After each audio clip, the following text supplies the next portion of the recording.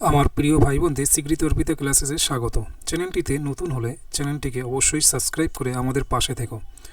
2025 সালের RRB NTPC group D এবং upcoming RRB assistant loco pilot বা এএলপি পরীক্ষাগুলোকে লক্ষ্য রেখে বিজ্ঞানের ক্লাসগুলো সাজানো হয়েছে। বিজ্ঞানের এই প্রশ্নগুলি আরআরবি, এএলপি, এনটিপিসি এবং গ্রুপ ডি পরীক্ষায় বহুবার এসেছে। প্রত্যেকটি প্রশ্ন ডিটেলসে ব্যাখ্যা করা হয়েছে। আজকে বিজ্ঞানের ক্লাস 2 যারা প্রথম ক্লাস এর ভিডিওটি দেখোনি তারা অবশ্যই দেখে নিও। এই ভিডিওর ডেসক্রিপশনে টেলিগ্রাম চ্যানেলের লিংক দেওয়া রয়েছে, তোমরা চাইলে সেখানে জয়েন্ট হয়ে বিভিন্ন বিষয়ের পিডিএফ সংগ্রহ করে নিতে পারো। আজকের প্রথম অর্থাৎ 16 নম্বর প্রশ্ন, একটি ইলেকট্রিক ট্রান্সফর্মার কোন নীতির উপর কাজ করে? উত্তর, ম্যাগনেটিক ইন্ডাকশনের উপর কাজ করে। 17 নম্বর প্রশ্ন, ট্রান্সফর্মার নিচের কোনটির রূপান্তর করে? উত্তর, ভোল্টেজ ও তড়িৎ প্রবাহের রূপান্তর করে। 18 নম্বর প্রশ্ন, বৈদ্যুতিক বাল্বের ফিলামেন্ট নিচে দেওয়া কোন ধাতু দিয়ে তৈরি? উত্তর, টাংস্টেন দিয়ে তৈরি। 19 নম্বর প্রশ্ন, ফ্লেমিংয়ের বাম হাতের সূত্রে তর্জনী কিসের অভিমুখ নির্দেশ করে? উত্তর, চৌম্বক ক্ষেত্রের অভিমুখ নির্দেশ করে। 20 নম্বর প্রশ্ন, চৌম্বক ক্ষেত্রের উপস্থিতি নির্ণয়ের জন্য কি ব্যবহার করা হয়? উত্তর, চৌম্বকীয় সূচ ব্যবহার করা হয়। 21 নম্বর প্রশ্ন, নিম্নলিখিত কোনটি চৌম্বক প্রবাহের একক? উত্তর, ওয়েবার। 22 নম্বর প্রশ্ন, নিম্নলিখিত কোনটি একটি অর্ধপরিবাহীর উদাহরণ? উত্তর, জার্মেনিয়াম। অর্ধপরিবাহী পদার্থ হল এমন এক ধরনের পদার্থ যা পরিবাহী এবং অপরিবাহীর মাঝামাঝি স্থানে অবস্থিত। অর্ধপরিবাহী উদাহরণ হল সিলিকন, জার্মেনিয়াম। 23 নম্বর প্রশ্ন, নিম্নলিখিত কোনটির পারমাণবিক ব্যাসার্ধ সবচেয়ে কম? উত্তর, হিলিয়াম।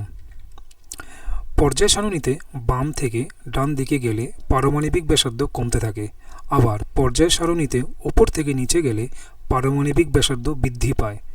হিলিয়াম মৌলের পারমাণবিক ব্যাসার্ধ সবচেয়ে কম, অন্যদিকে ফ্রান্সিয়াম ধাতুর পারমাণবিক ব্যাসার্ধ সবচেয়ে বেশি। 24 নম্বর প্রশ্ন, আধুনিক পর্যায় সারণীতে ব্রোমিন ড্যাশ পর্যায়ে দেখা যায়? উত্তর, 4 পর্যায়ে দেখা যায়। পর্যায় সারণীতে ব্রোমিন গ্রুপ 17 বা হ্যালোজেন, পর্যায় 4, পারমাণবিক সংখ্যা 35, অবস্থা লালচে বাদামি তরল। 25 নম্বর প্রশ্ন, নিম্নলিখিত কোন বাণিজ্যিক প্রক্রিয়াতে অ্যামোনিয়া প্রস্তুত করা হয়? উত্তর, হেবার প্রক্রিয়া। 26 নম্বর প্রশ্ন, নিম্নলিখিত কোনটি বরফ গলাতে ব্যবহার করা হয়? উত্তর, লবণ। লবণ এমন একটি বস্তু যা বরফ গলাতে সাহায্য করে। লবণের আপেক্ষিক ঘনত্ব 2.165।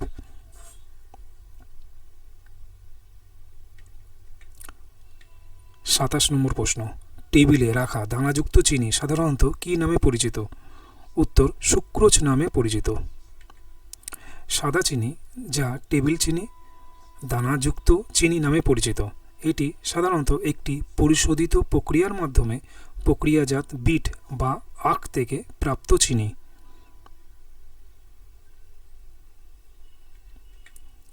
28 নম্বর প্রশ্ন, নিম্নলিখিত কোনটি সবচেয়ে বেশি বিক্রিয়াশীল? উত্তর, ম্যাগনেসিয়াম। ম্যাগনেসিয়াম একটি রাসায়নিক মৌল যার পারমাণবিক সংখ্যা 12। ম্যাগনেসিয়াম একটি উজ্জ্বল, হালকা ও নরম ধাতু যা পর্যায় সারণীর দ্বিতীয় শ্রেণীর অর্থাৎ ক্ষারীয় মৃত্তিকা ধাতুর অন্তর্ভুক্ত।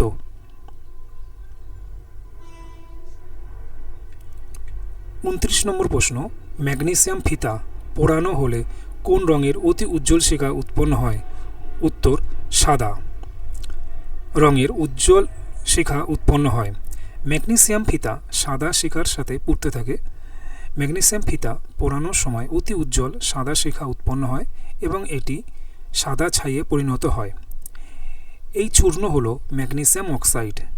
ম্যাগনেসিয়াম এবং বায়ুতে উপস্থিত অক্সিজেনের সাথে বিক্রিয়ার ফলে এটি উৎপন্ন হয়।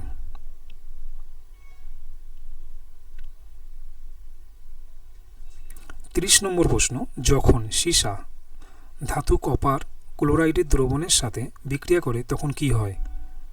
উত্তর, লেড ক্লোরাইড গঠিত হয়। কপার ক্লোরাইডের দ্রবণের সাথে সীসার বিক্রিয়ায় সীসা ক্লোরাইড এবং তামা উৎপন্ন হয়।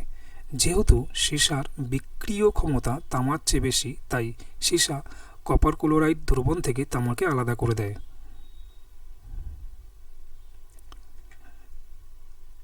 31 নম্বর প্রশ্ন, আধুনিক পর্যায় সারণীর কোন শ্রেণীতে নিষ্ক্রিয় গ্যাসের মৌলগুলি রয়েছে? উত্তর, 18 নম্বর শ্রেণীতে নিষ্ক্রিয় গ্যাসের মৌলগুলি রয়েছে। আধুনিক পর্যায় সারণীর 18তম শ্রেণীতে নিষ্ক্রিয় গ্যাসগুলি রয়েছে। নিষ্ক্রিয় গ্যাসগুলি হল হিলিয়াম, নিয়ন, আর্গন, ক্রিপ্টন, জেনন, রেডন। 32 নম্বর প্রশ্ন, কোন গ্যাস কঠিন অবস্থায় শুষ্ক বরফ নামে পরিচিত? উত্তর, কার্বন ডাই অক্সাইড।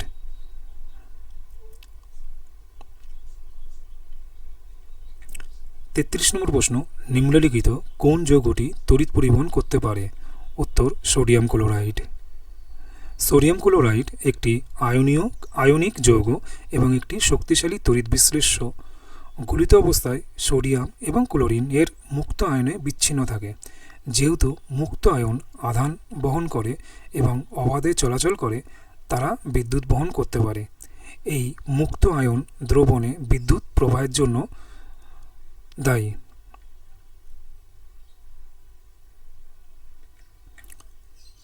34 নম্বর প্রশ্ন, নিম্নলিখিত কোন উপাদানটি অ্যান্টাসিড তৈরি করতে ব্যবহার করা হয়? উত্তর, সোডিয়াম বাইকার্বনেট। সোডিয়াম বাইকার্বনেট, যা বেকিং সোডা নামে পরিচিত, এটি অত্যাধিক পাকস্থলী অ্যাসিডের ভারসাম্য বজায় রেখে অম্বল, টক পেট বা অ্যাসিড বদহজম কমাতে সাহায্য করে থাকে। 35 নম্বর প্রশ্ন, নিচের কোন গ্যাসটি ব্লিচিং পাউডার তৈরি করতে ব্যবহার করা হয়? উত্তর, ক্লোরিন গ্যাস ব্লিচিং পাউডার তৈরি করতে ব্যবহার করা হয়। ব্লিচিং পাউডার, যার রাসায়নিক নাম ক্যালসিয়াম হাইপোক্লোরাইট, এটি পানীয় জল এবং সুইমিং পুলের জল জীবাণুমুক্ত করার জন্য ব্যবহার করা হয়। 36 নম্বর প্রশ্ন, হীরাতে প্রতিটি কার্বন পরমাণু কিসের সাথে বন্ধনীতে আবদ্ধ? উত্তর, 4টি কার্বন পরমাণু। হীরাতে প্রতিটি কার্বন পরমাণু অন্য 4টি কার্বন পরমাণুর সাথে আবদ্ধ থাকে। হীরাতে থাকা কার্বন তার অধাতু চরিত্রের কারণে সমযোজী বন্ধনযুক্ত। হীরা হল প্রকৃতিতে পাওয়া পৃথিবীর কঠিনতম মৌল। ভারতের একমাত্র সক্রিয় হীরা খনি মধ্যপ্রদেশের পান্না শহরে অবস্থিত।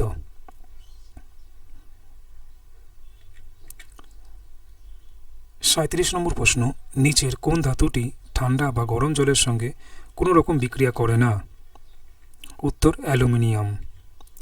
ঠান্ডা বা গরম জলের সঙ্গে অ্যালুমিনিয়াম, লোহা এবং দস্তা ধাতুগুলি বিক্রিয়া করে না, তবে এই ধাতুগুলি বাষ্পের সঙ্গে বিক্রিয়া করে ধাতব অক্সাইড এবং হাইড্রোজেন তৈরি করে।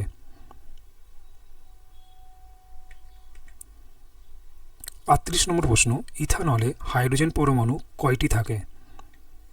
উত্তর, 6টি। অর্থাৎ ইথানলে হাইড্রোজেন পরমাণু 6টি থাকে। 39 নম্বর প্রশ্ন, ব্রেক প্রয়োগ করার পর একটি গাড়ি মূলত ড্যাশ বলের কারণে থেমে যায়? উত্তর, ঘর্ষণ বলের কারণে থেমে যায়। ঘর্ষণ বল হলো কোনো বস্তু যখন পৃষ্ঠের ওপর দিয়ে চলাচল করে অথবা এটি অতিক্রম করার চেষ্টা করে, তখন সেই বল যা পৃষ্ঠের ওপর প্রয়োগ করা হয়।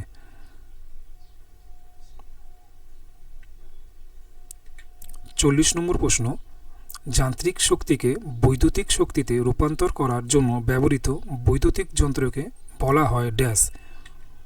উত্তর, জেনারেটর বলা হয়। বৈদ্যুতিক জেনারেটর হলো এমন একটি যন্ত্র যা যান্ত্রিক শক্তিকে বৈদ্যুতিক শক্তিকে রূপান্তর করতে ব্যবহার করা হয়। এটি ডায়নামো নামেও পরিচিত।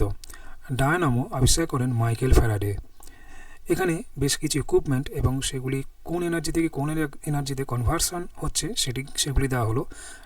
ডায়নামো এটি mechanical energy into electrical energy, electric motor electrical energy into mechanical energy, photo cell light energy into electrical energy, battery chemical energy into electrical energy, microphone sound energy into electrical energy, loud speaker electrical energy into sound energy, electric bulb electrical energy into light and heat energy.